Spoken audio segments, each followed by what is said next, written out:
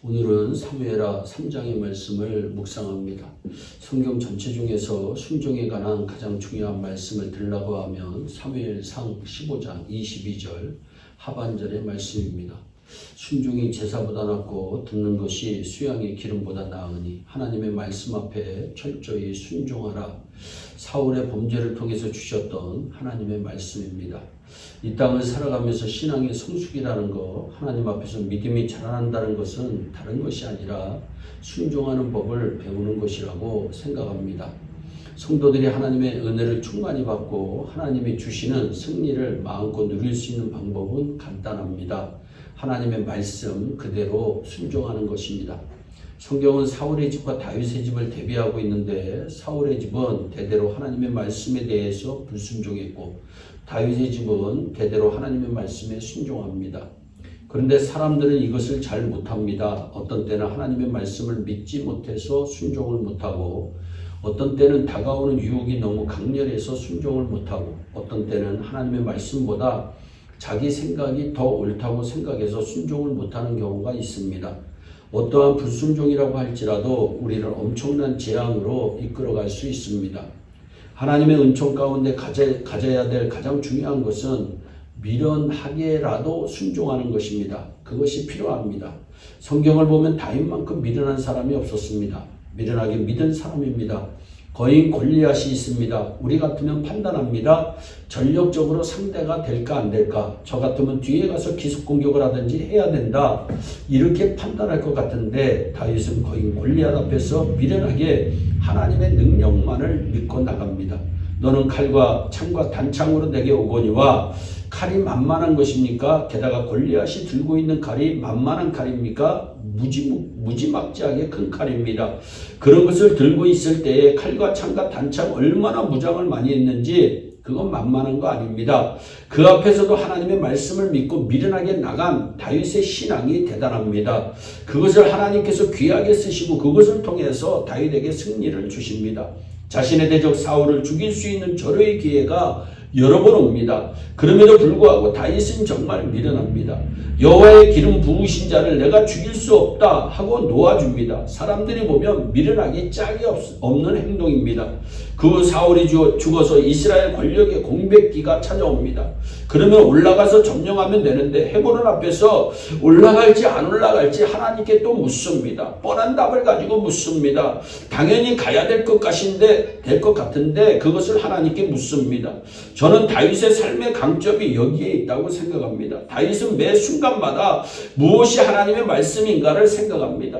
당시의 상식과는 관계없이 사람들의 판단과는 관계없이 말씀이라고 하면 무조건 믿고 순종합니다. 그것을 하나님께서 귀중하게 여깁니다.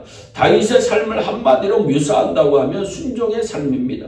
또 한 가지 우리가 살펴야 될 사람이 아브넬이라고 하는 사람인데 이 사람을 통해 배울 것은 배신하는 인생, 사람은 살지 말라는 것입니다. 하나님에 대해서 뿐만 아니라 사람에 대해서도 마찬가지입니다. 사울의 군대 장관이었던 아브넬이라는 사람입니다.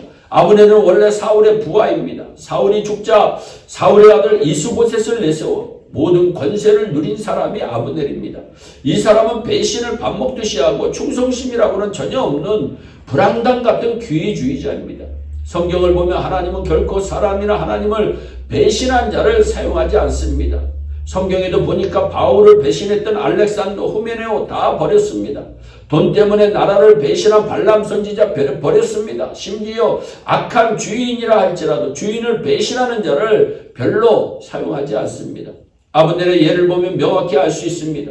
아브넬은 여러 번 하나님의 말씀을 버립니다. 9절을 보면 하나님이 다윗을 이스라엘의 왕으로 삼음을 알고 있었던 것 같습니다. 그럼에도 불구하고 자신의 출세를 위해서 이스보셋을 세웁니다. 말씀을 저버렸습니다. 7절을 보니까 자신의 주인인 사울의 첩을 범합니다. 자기 주인을 배신한 것입니다. 8절을 보니까 이것을 책망하는 이세보셋에게 도전하면서 협박까지 합니다. 아주 나쁜 사람입니다. 그리고 또 한 번 변절합니다. 변절, 배신, 기회를 보면서 이리저리 움직이는 양다리 인생, 이것을 하나님께서 싫어하십니다. 사도행전 5장을 보세요. 땅 팔아서 헌금한다고 하면서 돈 숨겨놓았던 아나니와 삽비라, 우리가 너무나도 잘 압니다. 왜 하나님께서 그를 죽였을까? 모두가 다 이런 식으로 죽어야 될 것 같으면 우리는 벌써 다 죽었겠지요. 여기에 중요한 메시지가 있습니다. 영적인 칭찬도 없고 금전적인 유익도 얻으려고 하는, 요즘 말로 얘기해서 양다리 걸치는 인생, 이것을 하나님께서 미워하신다고 하는 예라고 생각합니다. 다윗의 가문을 통해서 미련할 정도로 순종하는 법을 배우게 해주세요. 하나님 말씀대로 미련하게 순종하는 종이 되게 해주세요. 또 하나님과 인간관계에 있어서 배신하는 인생이 아니라 충성스러운 종으로 우리 인간관계 가운데 증명될 수 있도록 우리를 지켜달라고 기도하며 승리하는 우리 모두가 되기를 주 예수 그리스도의 이름으로 축원합니다. 기도하겠습니다. 사랑의 하나님, 참 감사합니다. 오늘도 생명의 말씀, 복된 말씀, 은혜의 말씀을 우리에게 허락하여 주신 것 너무나도 감사합니다. 아버지 하나님, 미련할지언정 순종하는, 아버지 다른 사람이 보기에는 어리석다 생각할지라도 순종하는 다윗에게 복 내려주신 아버지 하나님, 우리 모두도 순종하는 삶이 이루어지게 하시고 배신하는 삶이 아니라 충성스러운 삶이 이루어질 수 있도록 복을 내려 주시옵소서. 감사하고 예수님의 이름으로 기도하옵나이다. 아멘.